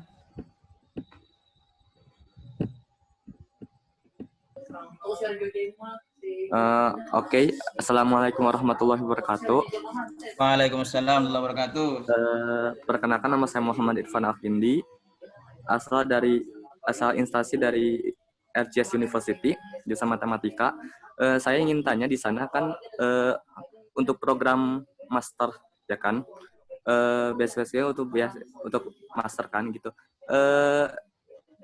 Apa namanya di sana, jikalau kita tidak terima, apakah kita boleh, misalnya kita misalnya kita mendaftar tapi tidak diterima gitu, apakah boleh mendaftar lagi tahun depan? Sebenarnya ada beberapa pertanyaan, tapi yang pertama, yang kedua, kira-kira boleh nggak sih kerja part time gitu? Part time kalau boleh minimal berapa jam per minggu atau per bulan? Saya kurang tahu. Yang ketiga, di sana banyak nggak sih lomba-lomba untuk mahasiswa? Gitu sih. Syukran. Wassalamualaikum warahmatullahi wabarakatuh. Waalaikumsalam warahmatullahi wabarakatuh. Yang pertama, boleh nggak Kak ngulang lagi daftar begitu kalau tidak lolos? Yang kedua, boleh nggak kerja? Karena kan kalau kayak di LPDP kan nggak boleh kerja tuh selama menerima beasiswa. Dan yang ketiga, ada nggak lomba-lomba untuk mahasiswa? Silakan Kak Tia. Yang pertama boleh, nggak ada batasnya, serah mau berkali-kali pun silakan, nggak ada batasan sama sekali. Tapi kalau misalnya pernah gagal terus mau apply lagi tahun depannya, aku kan sarankan tulis ulang esainya gitu. Karena kayak Chevening itu kalau salah mereka pakai semacam Turnitin gitu, pokoknya mereka nyari plagiarism checker gitu, kayak supaya orang nggak asal copy esai orang lain gitu. Jadi kayak ketika kalian apply lagi, takutnya kayak kedeteksi plagiat esai tahun lalunya gitu. Padahal terus kayak aku yakin dalam 1 tahun kayak kalian apply lagi, harusnya kalian udah berkembang, jadi esainya otomatis akan berubah harusnya gitu. Itu yang perlu diingat gitu kalau misalkan ya tadi misalkan kayak gagal semua apply lagi gitu. Terus yang nomor 2, masalah boleh kerja part time atau enggak, boleh. Boleh, tapi ngikutin peraturan dari pemerintah UK sendiri gitu. Jadi mereka udah batasin buat mahasiswa itu ada maksimal jamnya per minggu itu berapa, aku lupa jamnya berapa, pokoknya nggak terlalu banyak sih. Jadi kayak kalau usah perhitungannya kayak ya kira-kira kalau kalian cuma kerja weekend tuh berapa jam, kurang lebih kayak gitulah, nggak akan banyak gitu. Tapi kalian boleh, tapi ngurusnya juga harus legal. Jadi buat part time itu biasanya mereka tempat part time juga akan minta kalian buat ngurus namanya kayak national insurance number ya gitu. Mungkin kalau di kita mirip-mirip kayak BPJS-TK-nya gitulah, kayak semacam social insurance buat pekerjanya, itu gratis kok, tinggal diurus aja. Ya, biasanya itu sih banyak kok temanku yang kayak pada part time itu, silakan kalau misalnya memang bisa manage. Tapi banyak juga yang milih buat tidak part time karena kuliah S2 1 tahun itu lumayan dipadetin, jadi ya banyak yang nggak bisa ini juga. Tapi kalau bisa multitasking silahkan gitu, banyak juga yang nyari experience kayak gitu. Terus yang nomor 3 masalah lomba-lomba ada banyak gitu, dan ya itu pertanyaan menarik banget, mungkin orang-orang yang ambisius yang nanya kayak gitu ya, ada kok, tinggal dicari. Oke. Berarti kalau gagal kita harus atur ulang strategi ya Kak. Siap belajar dari kegagalan. Nah, pertanyaan berikutnya dari room chat ya, dari Kak Lia. Saya dari Surabaya Kak, kalau boleh bertanya, kalau profesional dan sebagainya tersebut tidak dihitung dari pengalaman full working di instansi gitu, apakah kegiatan non-profit yang semacam tidak ada bukti fisik tertulis dapat terhitung Kak? Terima kasih. Kasih pertanyaannya, itu sering ditanya juga. Jadi nggak akan diminta buktinya kalian pernah kerja, itu nggak ada. Tapi ya, itu udah ditulis di stat di website chevening-nya juga. Tapi ketika misalkan kalian ditanya di interview, kalian harus bisa jawab, menjelaskan gitu. Ini kan kelihatan ya bedanya ya, jujur apa enggak gitu. Maksudnya kayak ketika ditanya kalian gelagapan atau enggak, sama orang yang bisa memberikan jawaban kan beda kan. Jadi ya mereka memudahkan kita banget gitu, kayak ya kalau ada pengalaman nggak butuh bukti apa-apa, yang penting kayak kalian bisa menunjukkan kayak itu beneran gitu ya, misalnya kayak ketika ditanya tuh apa kok foto dari saya tuh tergambarkan juga gitu. Dan pengalaman kerjanya itu tadi kan ya bener nggak harus sesuai full time atau gimana, dan bahkan nggak harus sesuai jurusan gitu, kayak pengalaman apa aja tuh bisa masuk kok gitu, kayak ya dipikirin aja. Itu ada mereka ngasih kalkulatornya juga sih cara ngitungnya, karena mereka itu dari jam kerja. Jadi misalnya kayak dari zaman kuliah kayak kalian pernah jadi asisten dosen, atau pernah ikutan penelitian dosen, atau pernah punya online shop, atau ngurusin kegiatan volunteering, mirip-mirip kayak gini gitu, santri global atau apa, itu bisa dihitung aja kayak jam kerjanya kita, kalian kira-kira kalian berapa, social work kayak gitu gimana itu. Dan mungkin ini kalau emang lagi kuliah kayak ya kalian bisa banyak-banyak itu nyicil-nyicil dari sekarang gitu, kan kayak ikutan apa kegiatan-kegiatan apa yang bisa dimasukin sebagai work experience gitu. Oke. Terima kasih Kak. Terus ini ada yang nanya juga dari Aurora dari Sunan Gunung Jati Bandung. Apakah di Inggris ada banyak komunitas Muslim dan kajian-kajian terkait agama Islam? Nah, ini Menarik ya pertanyaannya. Ada. Biasanya tiap kota itu ada. Jadi di tiap kota itu, UK ini kan negara yang sangat favorit ya untuk orang Indonesia juga khususnya gitu ya. Jadi tiap kota itu ada PPI-nya, Persatuan Pelajar Indonesianya gitu, dan biasanya di situ akan selalu ada kayak cabang kecilnya lagi, kelompok kecilnya lagi buat komunitas muslimnya. Di situ biasanya aktif kok, ada kajian-kajiannya, ada kayak bahkan sering undang ustadznya atau bahkan minimal pengajiannya kayak gitu. Hampir selalu ada di tiap-tiap kotanya. Kalau yang ada PPI-nya biasanya sih selalu ada. Kalau nggak ada biasanya kayak nyari paling deket-deketnya gitu. Tapi biasanya selalu ada karena selalu banyak yang pergi ke UK. Itu bahkan untuk yang Muslim Indonesia doang gitu. Tapi kalau buat yang Muslim yang generalnya, kalau kalian lebih pengen tertarik sama mungkin Muslim yang lebih diverse-nya gitu, itu ada juga kayak silakan mau ikut. Tapi mungkin orang Indonesia cenderung, aku sih merhatiin cenderung agak ragu-ragu, agak takut buat ikut yang mungkin gabung sama Middle East atau gimana, mungkin takutnya beda atau masalah kendala bahasa atau dan lain-lainnya ya itu pilihan pribadi. Tapi banyak kok gitu, seperti yang tadi aku bilang kan, ini negara yang sangat diverse dan ya Muslim salah satu yang banyak kok di sini.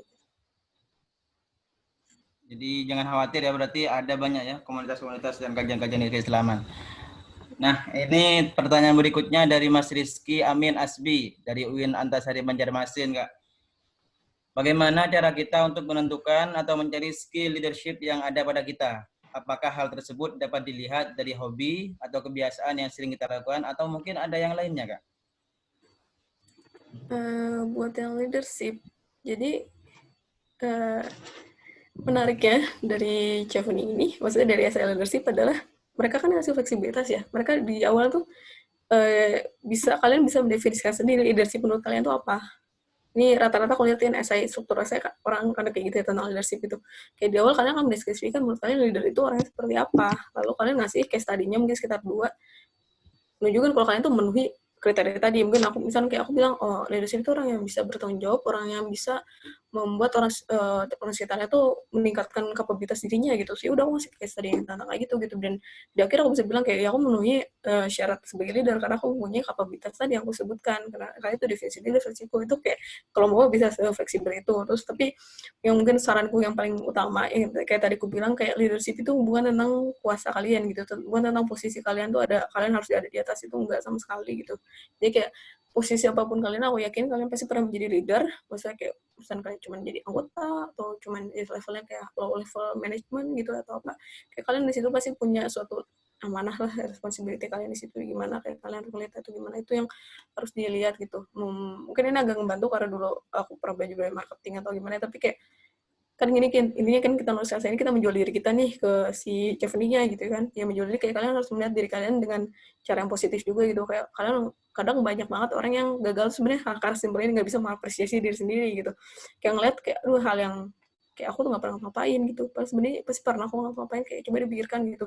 Dan kayak ada temanku yang kayak pengen nunjukin dia tuh punya kegiatan pengalaman sosial gitu, kayak gue nggak pernah jadi ketua proyek sosial atau apa gitu, aku pernahnya cuma jadi donatur aja kayak lembaga amal gitu kan, kayak ya bisanya kita ngambil angle yang lain gitu, bisa bilang kayak ya aku tahu kapabilitasku di mana, aku lebih capable ngerjain sesuatu yang dalam fieldku gitu, aku nggak turun ke kegiatan sosial, tapi aku juga membantu dengan jadi donatur karena kayak aku percayakan orang yang manage itu orang yang lebih capable, tapi aku mendukung dengan mendonasikan dan kayak gitu, dan dengan kayak gitu kan ya mereka juga bisa jalan dan kayak gitu, dan aku fokus di kemampuanku, aku lebih bisa berkontribusi di sini, misalnya kayak ceritanya ambil angle-angle kayak gitu juga bisa lah, kayak tadi aku bilang ya makanya kayak aku pun waktu apply ini aku nggak punya, aku ini bottom of the pyramid gitu, aku kayak paling buntutnya lah di kantor gitu, supaya kayak aku bisa nunjukin leader kayak ya udah aku punya tanggung jawab ini, aku bisa kok ngeliat proyekku yang aku ya kayak aku kayak sendirian, aku harus minta atasanku buat ketemu atau apa kayak gitu lah, bisa kayak ya belajar mengapresiasi diri sendiri juga gitu,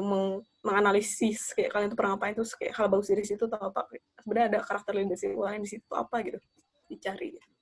Iya, berarti pandai-pandai lah ya untuk mengeksplorasi diri. Nah, yang berikutnya ada dari Mas Iskandar Zulkarnain, Kak. Menulis esai beasiswa ini dengan bahasa apa ya? Boleh Indonesia atau harus Inggris, Kak? Harus Inggris. Tapi Inggris, tenang aja, nggak harus grammatically perfect atau gimana, yang penting kayak ya bisa dimengerti dan cukup bagus lah itu, kayak pas aku baca esai aku sendiri ada typo-typo dikit, kayak ya nggak apa-apa, mereka lebih penting kontennya, tapi harus tersampaikan dengan baik gitu tuh. Oke. Nggak boleh ya pakai bahasa Indonesia, apalagi bahasa daerah mungkin. Nah, selamat malam Kak, saya Dani dari Politeknik Negeri Bandung.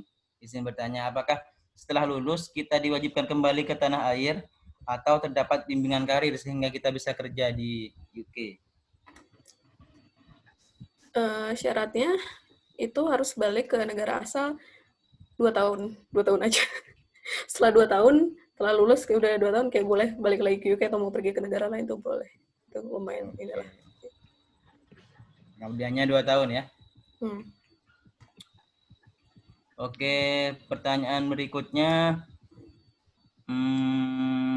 Apa lagi ya? Bentar Kak.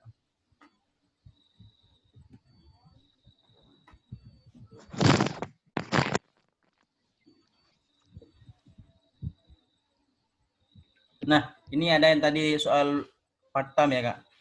Perkenalkan saya Husna, izin bertanya Kak, kalau kerjanya tidak full-time, perhitungan jamnya itu berarti di rata-rata saja ya Kak. Kemudian apakah nanti pas interview akan ditanya lebih detail lagi terkait working experience kita? Iya, buat ngitung jam kerjanya, biasanya ngitung kayak per minggu tuh kalian kerja berapa lama. Kalau orang tuh kan, kalau orang kerja kantoran full time kan mungkin 8 jam per hari ya, 8 jam kali 5, 40 jam per hari gitu. Ya per minggu. Tapi kalau buat yang part time mungkin bisa bilang kayak cuma 3 jam per hari gitu kan, berarti mungkin 15 jam per minggunya misalnya gitu. Itu enggak, kalian harus hitung aja gitu sendiri, hitung sendiri kira-kira estimasi ini kira-kira berapa. Yang susah tuh biasanya yang punya bisnis 24 jam segitu gimana gitu. Dia tuh PR sendiri itu. Ya, tapi kalau masalah working experience akan ditanya atau enggak dalam interview, biasanya akan ditanya pasti konteksnya ke career plan kalian gitu, karena kan bahasnya tentang kerjaan, maksudnya tentang essay kalian gitu, dan essay kalian pasti rata-rata kan menyebutkan experience kalian gitu, experience kayak kenapa sih kayak ngerasa oh ini tuh isu, kayak aku pengen belajar ini karena ini, itu biasanya akan ditanya sih soal yang relate ke essay kalian lah, kurang lebih kayak gitu. Terus salah satu yang sering ditanyain juga tentang networking itu contoh ketika networking skill kalian membawa manfaat dalam profesional karir gitu, kayak apa sih gitu, kayak itu mereka mencari orang-orang kayak gitu sih, kayak networking skillnya oh ternyata bisa bermanfaat buat karir aku, jadi bisa gini itu biasanya juga ditanyain. Oke, berarti benar-benar dikuliti ya Kak nanti essay kita? Iya, betul. Harus paham betul berarti. Oke. Nah, ini pertanyaan terakhir Kak dari Mutiah Afifah, UIN Jakarta. Bagaimana membuat gap essay yang bagus dan tujuannya nggak muluk-muluk? Misalnya, saya kan mau jadi dosen nantinya. Kira-kira kalau gapnya membuat pendidikan Indonesia menjadi lebih baik, apakah itu terlalu luas? Gitu. Buat goalnya ya, career plan-nya gimana. Mungkin ini standar yang sering metode dipakai juga yang SMART, specific, measurable, achievable, realistic. Ada kami ya belakangnya, sebenarnya gue juga agak lupa ininya apa. Tapi kurang lebih gitu, maksudnya kayak ketika mulu kalian harus spesifikkan, kayak kalian pengen mendukung Indonesia tuh gimana caranya, kayak aku bakalan bilang kayak kalimat tadi itu akan genre banget. Kalian harus bisa bikin lebih spesifik lagi, kayak mendukung tuh gimana. Misalnya kayak kalian jadi dosen pengen meliti di bidang-bidang ini. Misalnya kayak mau meliti bagian, sekarang nih aku lagi neliti sesuatu tentang basic income, itu belum banyak di Indonesia. Terus kayak lihat dari sisi lingkungannya, itu belum ada, misalnya kayak gitu. Kayak spesifik banget, itu cuma satu field kecil gitu di luasnya ekonomi itu. Tapi aku pengen berkontribusi di situ gitu. Kan itu kan nunjukin kan, oh ini orang bukan cuma asal ngomong pengen memperbaiki, tapi emang oh dia ngerti apa yang belum ini bisa, apa yang bisa dikerjain kayak gitu. Jadi emang gak boleh terlalu generik, itu harus yang lebih spesifik dan kira-kira emang bisa dilakukan. Terus kayak cara kalian mengukurnya itu kayak gimana. Oke, begitu ya. Harus spesifik. Nah, tibalah saatnya untuk sesi tanya jawab kita sudahi karena kita terhalang ataupun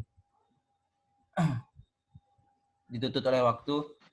Ini saatnya foto bersama, Kak. Silakan teman-teman semuanya untuk mengaktifkan kameranya.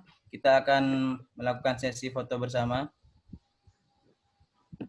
Benar-benar tatap muka ya. Jadi kalau seminar-seminar itu belum tentu kita tatap muka dengan peserta yang lain. Kadang ada yang menatap kursi di depannya. Buta. Kalau sekarang benar-benar tatap muka.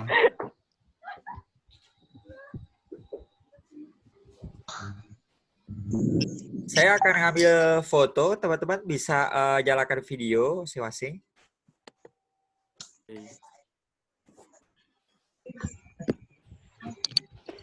Ya, untuk screen pertama ya, saya akan mulai dari screen pertama. Teman-teman bisa mulai fokus dan senyum.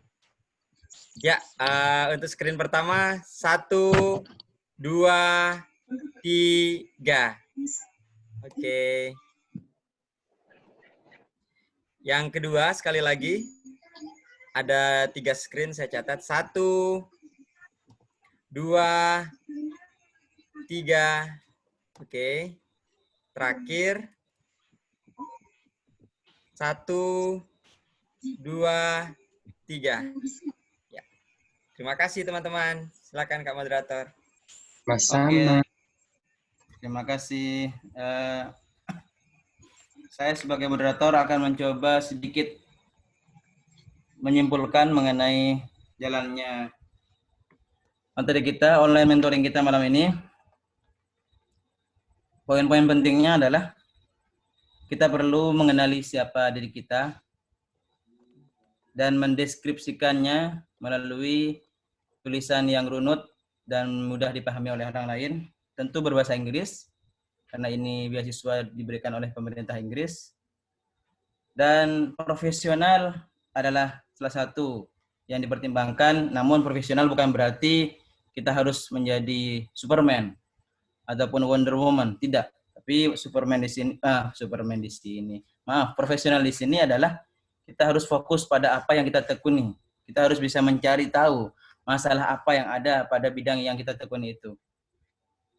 Kemudian tak kalah penting juga dalam sebuah beasiswa kita harus mempersiapkan yang pertama bahasa Inggris, ini untuk Stevening ya. Yang kedua personal statement atau esai itu sendiri, dan yang terakhir recommendation letter. Jadi jangan sampai teman-teman mendaftar beasiswa tanpa persiapan.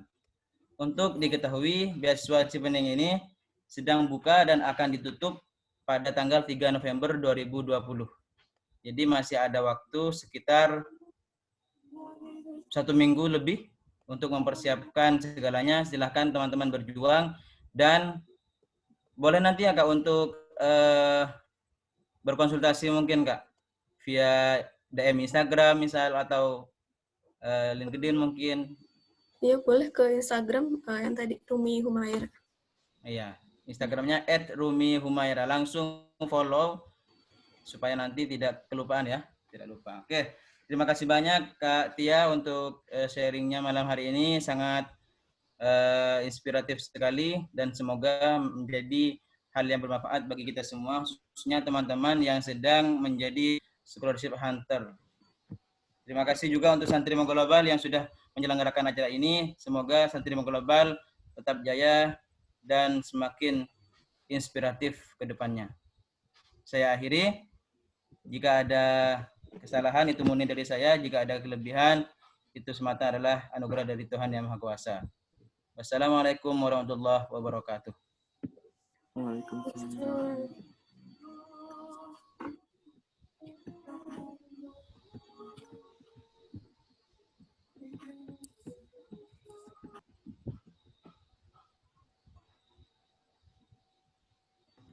Terima kasih Kak Tia, terima kasih semua, terima kasih teman-teman. Semoga berkah, bermanfaat semua. Amin, amin ya rabbal alamin. Jangan lupa teman-teman untuk mengisi ya tadi formnya yang untuk mendapatkan PDF tadi, PDF sertifikat.